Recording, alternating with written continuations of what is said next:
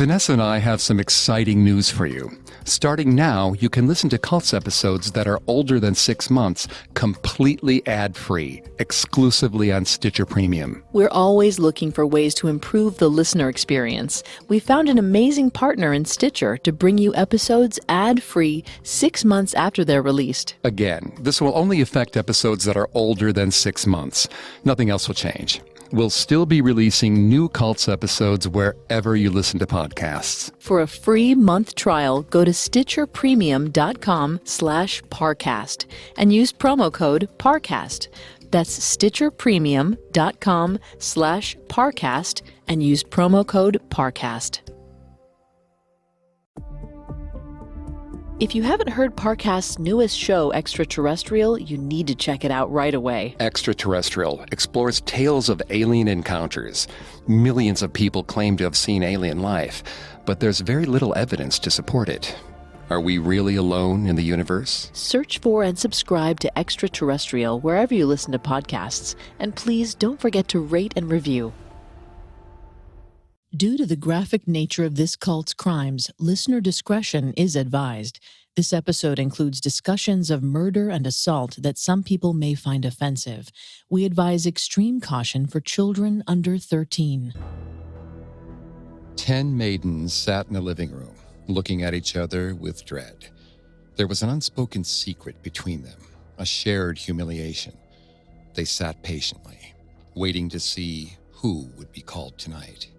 For 9 years, these women had lived under the roof of Victor Barnard, and each night, one of them was summoned to his room to lie with a man they had been told was a prophet, Jesus Christ incarnate. They never spoke of these nights, but they all knew. They'd been living here since they were as young as 12. Lindsay, a mere teenager, prayed someone would come to rescue her. As she climbed the stairs towards Victor's room, she prayed for someone to protect her from this man she had been told was a savior. But inside Lindsay was a small fire, slowly growing. She turned her thoughts to the women downstairs, as helpless as she felt. Little did she know that despite the shame and isolation she felt, she would one day build the courage to escape and become the savior she so desperately prayed for.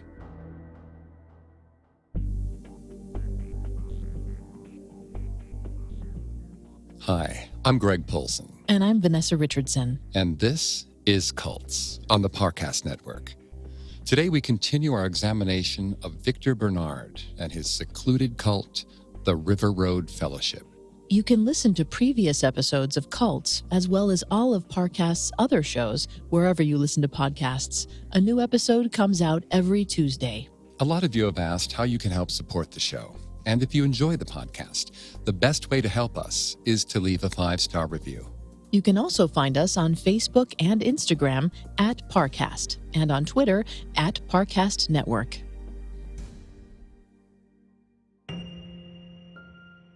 In his early 20s, Victor Barnard was a member of the cult The Way International until it fell apart in the mid-1980s, at which point he began to grow a cult of his own, the River Road Fellowship.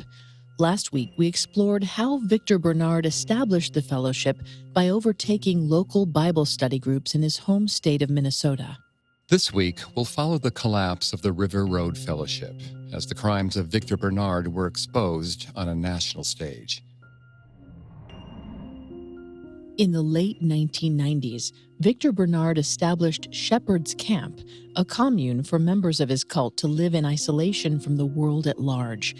It was named Shepherd's Camp because Victor claimed to be the true shepherd of God's flock.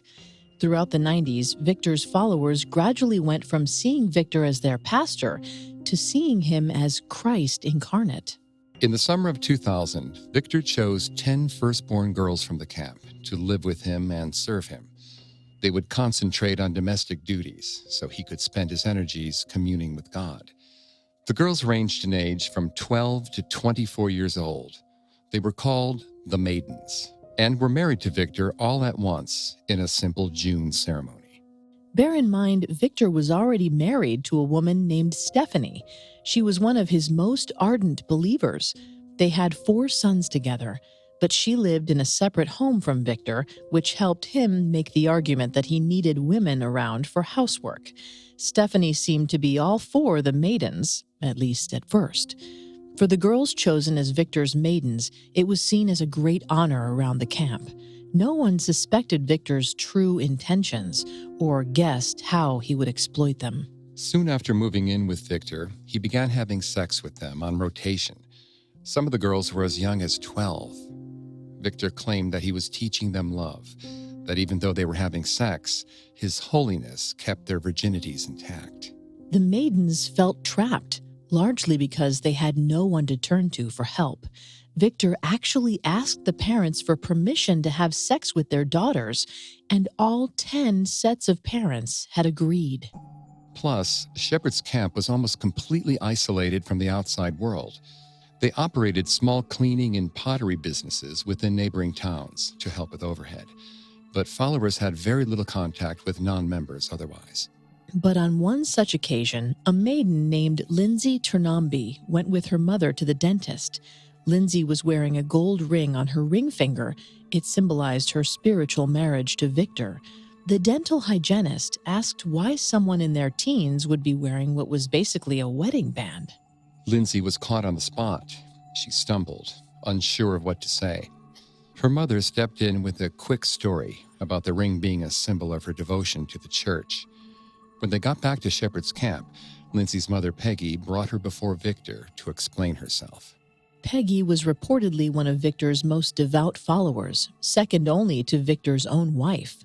But she also knew that the outside world would frown upon what was happening in Shepherd's Camp. If people found out that she sent her teenage daughter to live with her pastor, a man in his 40s, and that there was a spiritual wedding between them, questions would be asked. The authorities might come knocking. Peggy likely saw it as her spiritual duty to bring Lindsay before Victor for punishment. Victor was furious. He flew into a rage, screaming at Lindsay for possibly arousing suspicions. He coached her to always say that her ring represented her devotion to Christ, and made it very clear he never wanted to have to remind her again. Victor's methods for control worked because he had convinced his followers that outside the camp, the devil lurked around every corner. Only he could protect his followers from Satan's grasp, and his followers clung to him. Sure, Victor was known to slip into enraged tirades at the drop of a hat. But according to Scripture, God is angry and vengeful and must be obeyed in all things. In this way, the members could justify Victor's rage as holy, almost pure. In 2002, when Lindsay was 15, she decided she had had enough. She confronted Victor, telling him she no longer wanted to be a maiden and that she wanted to move back in with her parents. This took tremendous courage, given her age and level of indoctrination into the cult. A quick reminder, Vanessa is not a licensed psychologist or psychiatrist, but she has done a lot of research for this show. Lindsay had always known that the abuse she suffered was wrong, but she had remained tethered to Victor and the fellowship through a very powerful tool, guilt. Robert J. Lifton, an expert on cult leaders, has written extensively about guilt as an effective form of coercion. In this case, Victor allowed Lindsay to move back home, but told her that in doing so, she was breaking her mother's heart. He used familial shame to sow seeds of doubt and dependence on him. And because Lindsay's parents were equally indoctrinated, Victor's predictions proved to be right. Lindsay was greeted by a mother who cried openly at the news that Lindsay had rejected the place of a maiden. Her father only spoke a few words to her over the course of the week. Her parents made it very clear to Lindsay that she had failed them. Such was her shame that Lindsay did not tell them about Victor assaulting her. According to psychologist Beverly Engel, author of It Wasn't Your Fault, victims of sex abuse feel a deep sense of shame because they blame themselves for the abuse occurring. Even when they understand that the abuse is wrong, they feel shame for allowing it to occur. Coupled with the shame of having failed her parents, Lindsay felt utterly hopeless, caged into a life of abuse. A week after moving back in with her parents, Victor held a campfire meeting. He assembled all the maidens and their parents.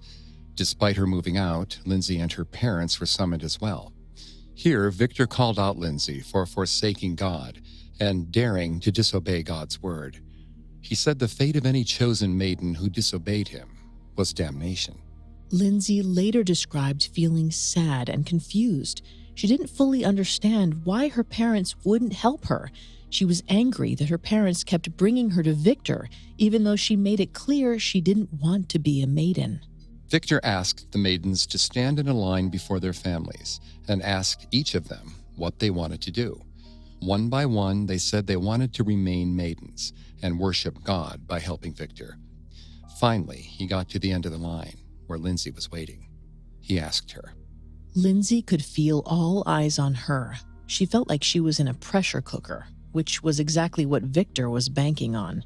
Many cult leaders will use peer pressure situations to rail against dissent among the ranks.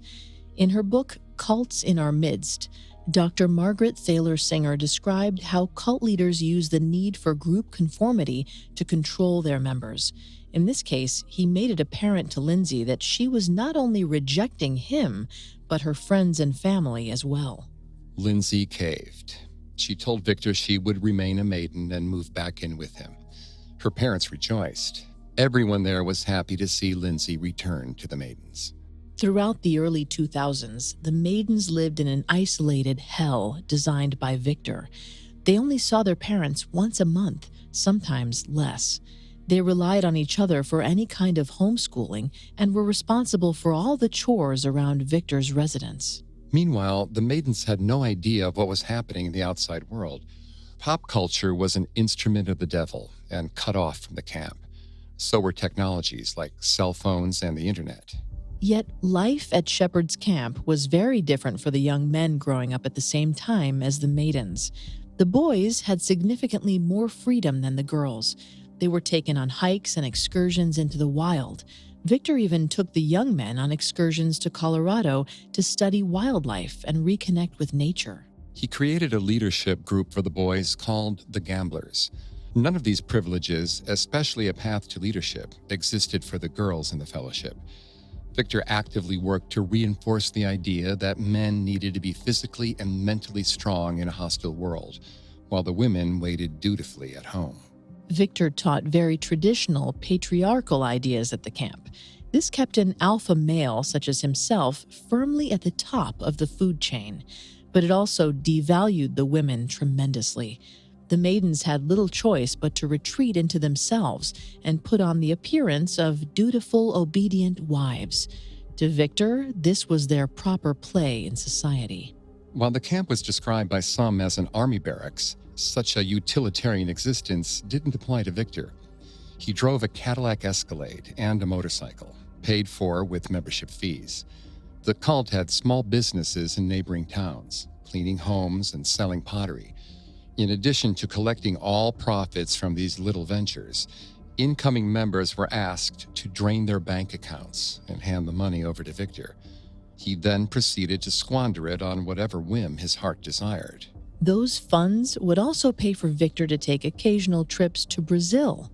One of Victor's maidens, Christina Liberado, had immigrated from Brazil to Minneapolis to attend college. Raised in a strict Catholic household, the homesick Christina found solace amongst the River Road Fellowship. She and Victor would take trips home to Brazil, largely so Victor could enjoy the glassy beaches while crashing with the in-laws. For 10 years, Victor would continue to blow through fellowship coffers, take whirlwind trips to South America, and abuse the 10 women living under his roof, completely unchecked by the outside world. According to Janja Lalich for the Cultic Studies Journal, cult leaders often use sexual abuse as a way to make victims see themselves as objects rather than people. By assaulting these women, Victor was reinforcing his authoritarian control over them. The youngest of the maidens, Jess Schweiss, knew this abuse was wrong, but had no idea how to stop it. She would mark an X on her calendar whenever she was called to Victor's lodge. Lindsay would write cryptic notes about going to Victor's lodge in her diary. The maidens never discussed the abuse with each other for fear of Victor's wrath. Victor was prone to violent outbursts. He was known to even physically abuse members of the fellowship who disobeyed him. He would openly slap members or hit them with nearby objects. One such outburst occurred when Victor discovered Lindsay's diary. He gathered the maidens and he screamed at Lindsay in front of them for putting her visits to his lodge in writing. It's a notable reversal. For years, Victor had told the maidens that he was teaching them love, that what they were doing was holy in the eyes of God. But his adverse reaction to a paper trail proves that he fully understood what he was doing was wrong, that he couldn't afford to have anyone learn of his abuse. Victor ruled Shepherd's Camp with an iron fist. Former River Road Fellowship member Micah Vale described the intensity with which Victor would berate members for the smallest infractions. Victor would verbally abuse anyone who dared question him. He once hit a 12-year-old boy with a 2x4. One member recalled Victor spitting in someone's face. Victor was king of his own private Eden, constantly looking for a snake in his garden. But as happens to so many cult leaders, his downfall would not be a snake in the grass, but a lust for forbidden fruit. Up next, we'll learn how Victor's appetite led to his demise. People can fall on tough times through no fault of their own. There are strikes, shutdowns, layoffs, and when you really need a loan, it can be hard to get one if you don't have a good credit score. But Upstart is revolutionizing the way you borrow money by rewarding you for your job experience and education in the form of a smarter interest rate. When I was first starting out, Upstart would really have helped me. I needed a loan after I graduated from college, so I could buy a car and get to my first job. Recent college grads with no credit history don't often get loans. But Upstart is making it easier for people who are in that same situation today. They make it fast, simple, and easy to check your rate in less than 2 minutes without affecting your credit score. And once your loan is approved, the funds will be transferred to you the very next business day. The next day? Upstart isn't messing around. Hurry to upstart.com/cults to find out how low your Upstart rate is. Checking your rate only takes 2 minutes and won't affect your credit. That's upstart.com/cults. Now back to the story. By 2007, Victor Barnard, then in his late 40s, had been sexually abusing his 10 maidens and physically assaulting his devout members for years. But despite his transgressions, he enjoyed unchallenged supremacy at Shepherd's Camp.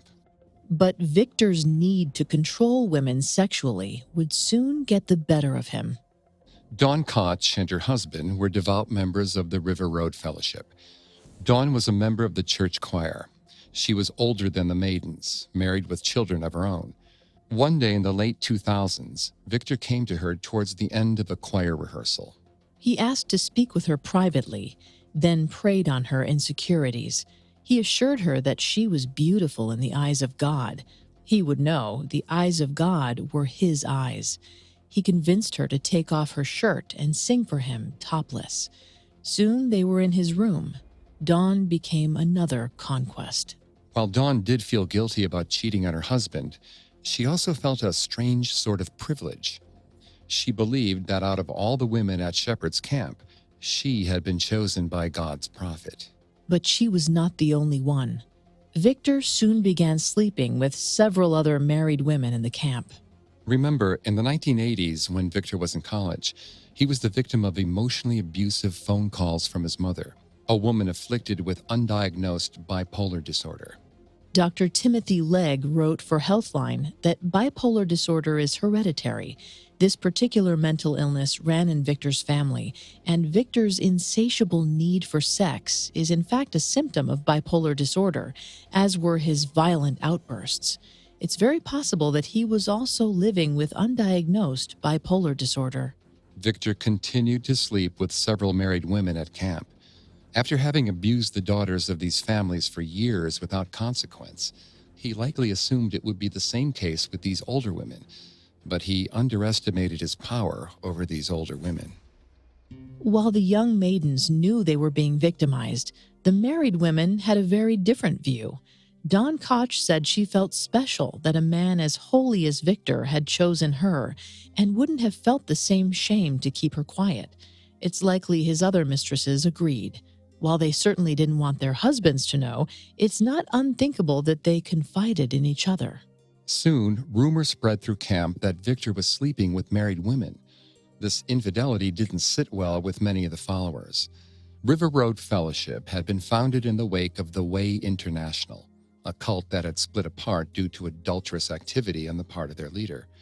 Victor had promised that would not continue within River Road, but he had gone back on his word. In 2008, Dawn decided to leave River Road Fellowship. She wrote Victor a letter explaining the adultery was driving her away.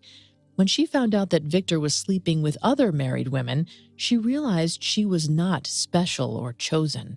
She realized Victor was a mere man, driven by lust. She also accused Victor of having sex with the Maidens. This revealed that while no one outwardly said anything, people in the camp did suspect Victor of having sex with the girls in his lodge, but not one single member, including the girls' parents, acted on any of these suspicions. Dawn's letter and the rumors around Shepard's camp sent Victor into damage control. He decided to get in front of the story. He gathered the Maidens and confessed to the affairs. When confronted by several of the men about the affairs, he did not hide anything. He had sinned, but was granted forgiveness by the Lord. The effect this confession had on the Maidens is startling. Lindsay Tornambi felt sick as she watched Victor forgive himself for desecrating the holy sacrament of marriage. She had long suspected him to be a fraud and hoped that the other members would finally begin to realize that Victor was far from the Lord's shepherd. Then, one of the women Victor had been sleeping with sent a letter to the local police department, accusing Victor of adultery. In the state of Minnesota, adultery manipulated by members of the clergy was illegal. Despite the unorthodox nature of the River Road Fellowship, Victor would have been recognized under state law as clergy. So what Victor was doing was not only morally wrong, but it was also against the law. The police interviewed the women who slept with Victor and collected testimony from Lindsay and Jess. They turned the complaint over to the Pine County attorney, who in turn did nothing. They claimed the women engaged in the act of adultery of their own free will. As far as Victor's sleeping with the Maidens, those were dismissed as mere suspicions. Victor may have avoided prosecution, but he didn't know what police knew or how much evidence they had against him. He no longer felt safe in Minnesota. Things were falling apart quickly at Shepard's camp. Men confronted Victor about whether or not he had slept with their wives. Some members left the group. Victor needed another remote location out of state, somewhere he could hide and rebuild, safe from Minnesotan police. He also needed to keep his remaining followers away from the dozens who were leaving him. Victor decided to send some believers back to their former hometowns to await instruction. Lindsay and her family returned to Pennsylvania. Victor and a select few believers set up a new home base in a rural area between the towns of Spokane and Bellingham in Washington state. Washington may have been chosen for more lenient laws toward adultery. The loyal remnant of the River Road Fellowship followed him west. In 2009, Victor sold Shepard's camp and set up new small businesses in Washington. His wife, Stephanie, remained by his side throughout this ordeal. His confessed affairs did nothing to deter her loyalty. Together, they opened up a small nutrition company and a publishing company. Soon, he summoned the Maidens to Washington. Despite having been driven out of Minnesota for adultery, he had no intention of giving up his lifestyle. In March 2010, Lindsay arrived in Washington to live with the other Maidens. She was now 23 years old and 9 years Victor's victim, and she had reached her limit. By June, she demanded to go back to live with her parents in Pennsylvania. Lindsay had tried to leave before, but the social pressures of the cult stopped her. This time, the factors were ripe for her to finally break away. After moving back to Pennsylvania, Lindsay caught a glimpse of the modern world and realized there was life beyond Victor. Victor tried to guilt her into staying, but Lindsay's mind was made up. So the fellowship bought Lindsay a train ticket and she ventured cross-country back to her parents. But this was not some fun excursion. Lindsay found herself in an alien world, full of cell phones, automated ticketing systems, foreign technology, and something called the Internet. It was almost as if Lindsay had time traveled from the distant past, left to grapple with an unfamiliar future, which was likely Victor's intent. He hoped this strange new world would terrify her and send her running back to him, too scared to venture on her own. But Victor underestimated Lindsay's resolve. She made it home and confided to her parents about the years of sexual assault. It was the first time her parents had heard a definitive account of something long suspected, that Victor had spent the better part of 10 years raping the young women living under his roof.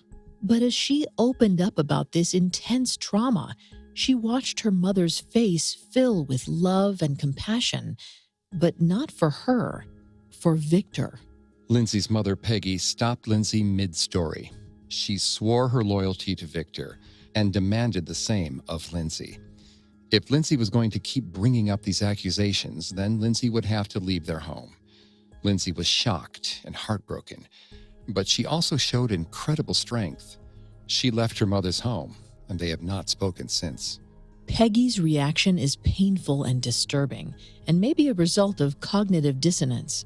A 1955 study by researchers Leon Festinger, Henry Riken, and Stanley Schachter examined that when people are shown evidence that disproves a deeply held belief, they'll sometimes reject that evidence and further rationalize said belief.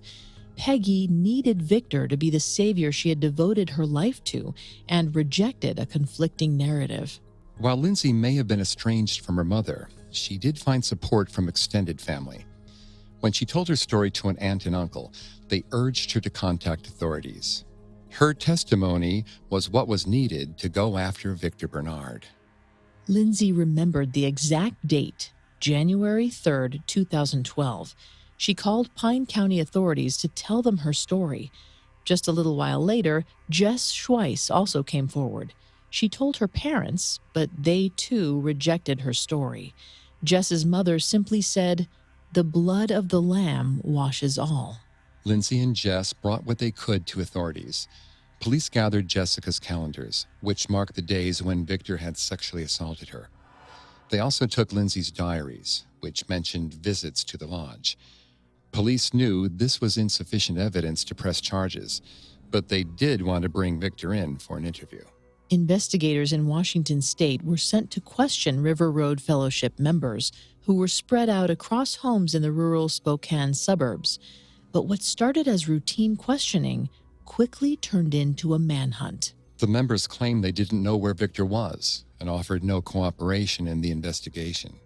Victor technically wasn't a wanted criminal, so law enforcement couldn't pull resources into finding him. Washington State Police eventually spotted Victor Barnard carrying suitcases heading to the airport, but they had no warrant for his arrest and no means to stop him. Victor boarded a plane and flew to Brazil. Authorities figured his maiden, Christina Liberado, was hiding him with her family in Brazil. And without a warrant or formal charges, authorities had no way to extradite Barnard back to U.S. soil. After all the courage it took for Lindsay and Jess to come to authorities, it seemed as if Victor would escape punishment. Lindsay did not give up. Throughout 2012 and 2013, she wrote to every civil servant she could think of, from local congressmen to President Obama, but the only reply she received was from the FBI, who said they could not help her, as her abuse had technically not crossed state lines. Lindsay lost all hope. It seemed that after years of abuse and suffering, she would receive no justice, whether from her parents or the U.S. government. Victor was being washed clean. We'll continue on Lindsay's quest for justice in a moment. Have you ever had an alien encounter, Vanessa? I haven't, or I don't think I have, unless my memory has been wiped clean. So you're interested in extraterrestrial life? I'm definitely curious about it. The existence of extraterrestrial life has captured our collective imaginations for generations. Those who claim to have had encounters certainly believe what they saw, even if they have no proof. That's why the Parcast Network is exploring these stories in a new show, Extraterrestrial. They'll analyze possible scientific explanations and determine what really may have happened. You can listen to the first episode on the 1961 abduction of Barney and Betty Hill right now. Look for upcoming episodes spotlighting reptilian humanoids, Roswell, and the 1977 UFO invasion in Fort Benning, Georgia. New episodes of Extraterrestrial come out every Tuesday. Be sure to search for and subscribe to Extraterrestrial wherever you listen to podcasts. And please, don't forget to rate and review. Now back to the story. Throughout 2012 and 2013, River Road Fellowship survivor Lindsay Tornambi, now 28, was methodically writing every level of government and law enforcement imaginable, searching for anyone who could help her bring Victor Barnard to justice. But nobody seemed able to help. Her case was so unique that it seemed to fall through a million different loopholes in the legal system. She had left the isolation of Shepard's camp only to find isolation in a larger world that seemingly didn't care. Her aunt said Lindsay fell into a deep depression and for a time harbored suicidal thoughts. Lindsay would ask her aunt if she ever thought about what it would be like to jump off a bridge. Dr. Margaret Thaler Singer, author of Cults in Our Midst, has written about the myriad challenges facing cult survivors. These range from guilt and shame over what they went through to conflicted feelings about those still within the cult. They also battle profound loneliness, coupled with mounting frustration that Victor was evading justice. It's easy to see why she felt so hopeless. A few years earlier, fellow survivor Jess Schweiss did attempt suicide. Like Lindsay, she was in her mid-20s and was tormented by the same emotional trauma that Lindsay felt upon leaving the cult. Jess Schweiss cut her parents out of her life completely. She blamed them fully for what happened to her, saying that as a child she was given no choice about the path they placed her on. And when she confronted them about her own abuse, her parents forgave Victor. In October 2013, Lindsay received a phone call she never thought she'd get. On the other line was a Minneapolis investigative reporter, Tom Lydon. He received a tip that there was a religious cult that used to operate in rural Minnesota. At first, he thought the story was crazy, but he decided to do some digging to see what he could find. We don't know who Tom Lydon's source was, but his reporting led him to Lindsay Tornambi. He asked her if these rumors of a sex cult were true. She asked him how much time he had. He said all the time in the world. Lindsay finally found someone to believe her. Tom Lydon interviewed Lindsay and Jess for several months. In early 2014, he broke the story of the River Road Fellowship on local news station Fox 9 in Minneapolis, St. Paul. Much of the details you've heard in these episodes come from Lydon's reporting. Lydon interviewed both Lindsay and Jess, bringing the horrors of the River Road Fellowship to light. The grisly, unthinkable ordeal these young women went through as teenagers was made public. The wall that Victor had built around them had crumbled. The story left Minneapolis in complete shock, and the story did not stay confined to the Twin Cities. Major websites like Gawker and the Daily Beast were running pieces on the River Road Fellowship. Current members were turning away from the media, but survivors began speaking out. Victor's own family called him bizarre and egomaniacal. An anonymous relative said Victor has a huge ego and thinks he's the holiest man on earth. This was Victor's nightmare. For years, he told his members that the devil could be found in pop culture and the mass media. Now, that media was exposing him for the devil that he was. Meanwhile, in another stroke of good luck, Pine County elected a new prosecutor, Reese Fredrickson, who was much more optimistic about the ability to charge Barnard for his crimes. Armed with the testimony of Lindsay and Jess, and given the fact that Victor was on the run, Fredrickson felt he had more than enough to take action. On April 11, 2014, the Pine County attorney formally charged Victor Barnard with a staggering 59 counts of sexual abuse.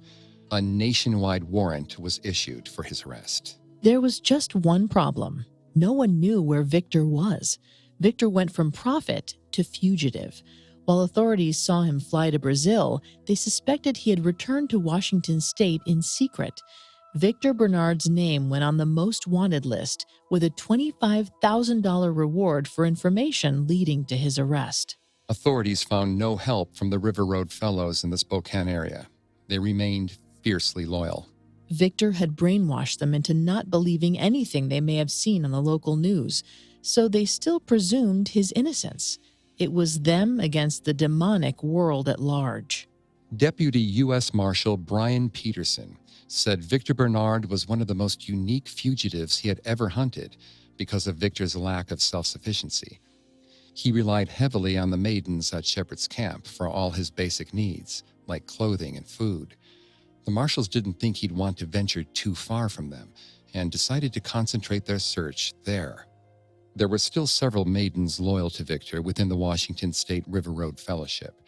The marshals put the homes of those Maidens under surveillance for several months, but there was no sign of Victor.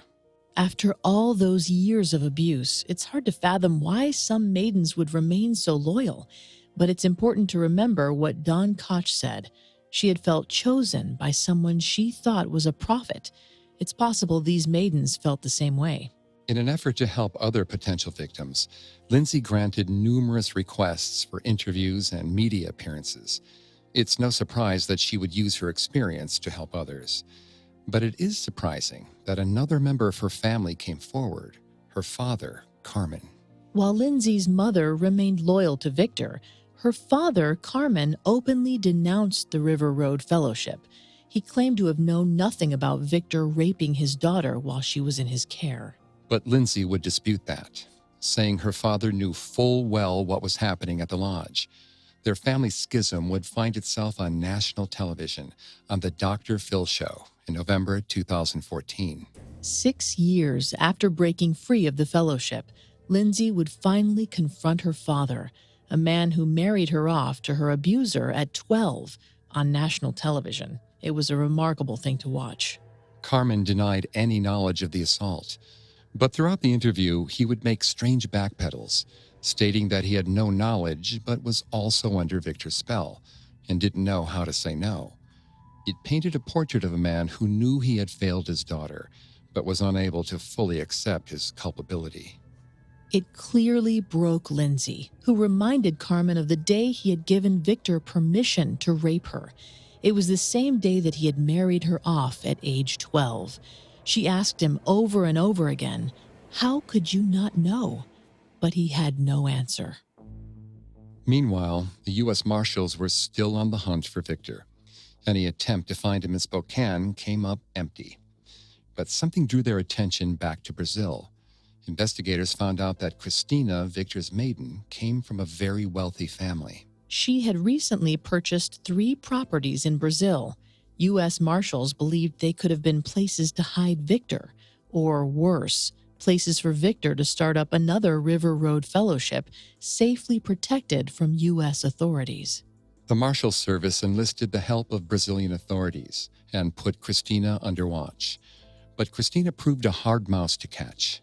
Deputy U.S. Marshal Brian Peterson said she knew she was being followed immediately, and she proved adept at throwing them off her trail. She made the gathering of intelligence as difficult as possible, but in doing so, she also proved that she had something to hide, and that something might well be Victor Barnard. While Christina may have been able to hide where she was going, she couldn't always hide where she was coming from. Brazilian authorities concentrated on one particular condominium.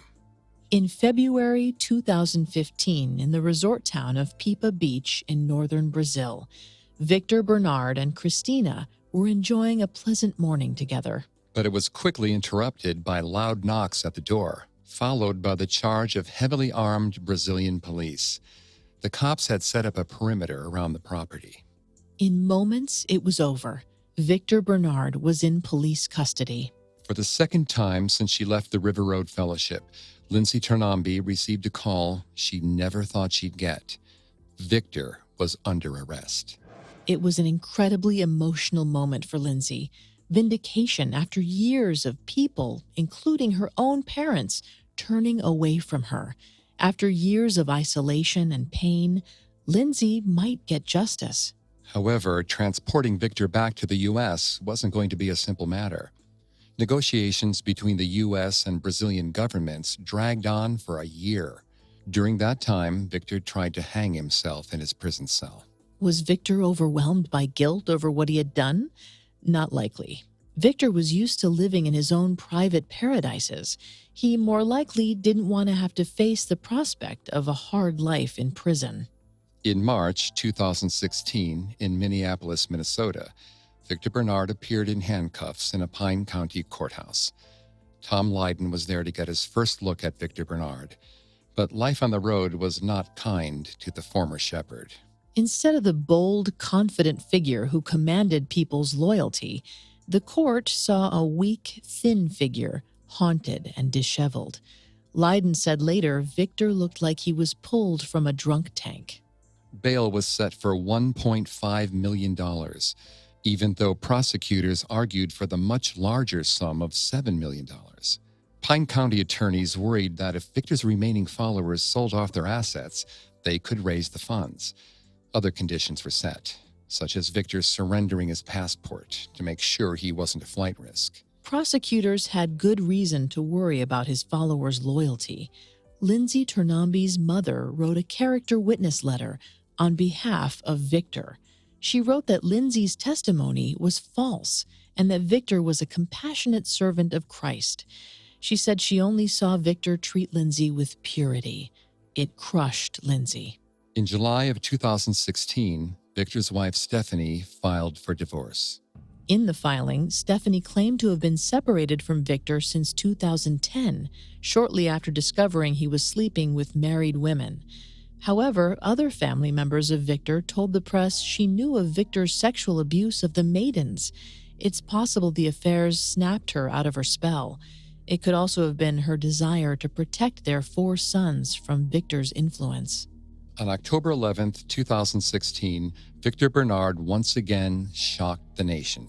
He pled guilty to 2 counts of assault that would send him to prison for 30 years.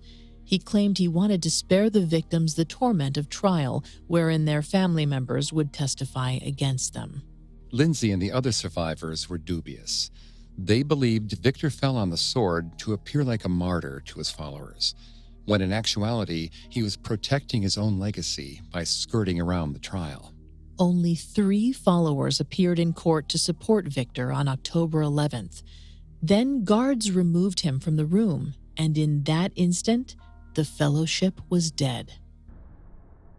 Like Jess Schweiss, Lindsay Turnambi moved away from her family.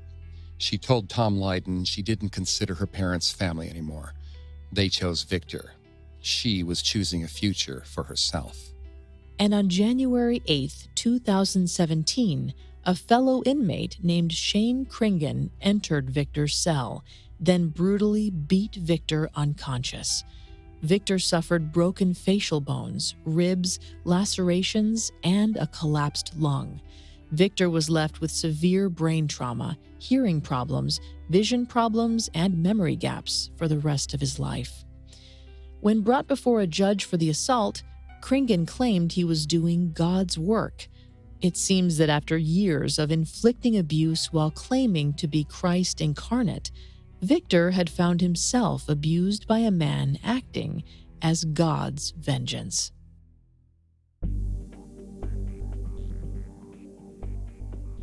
Thanks again for tuning in to Cults. We'll be back with another episode next Tuesday. Some of you have asked how you can help the show. If you enjoy Cults, the best way to help us is to leave a 5-star review wherever you're listening. You can find Cults and all of Parcast podcasts on Apple Podcasts, Spotify, Stitcher, Google Play, CastBox, TuneIn, or on your favorite podcast directory. You can also find us on Facebook and Instagram as @Parcast and Twitter @Parcast Network. We'll see you next time.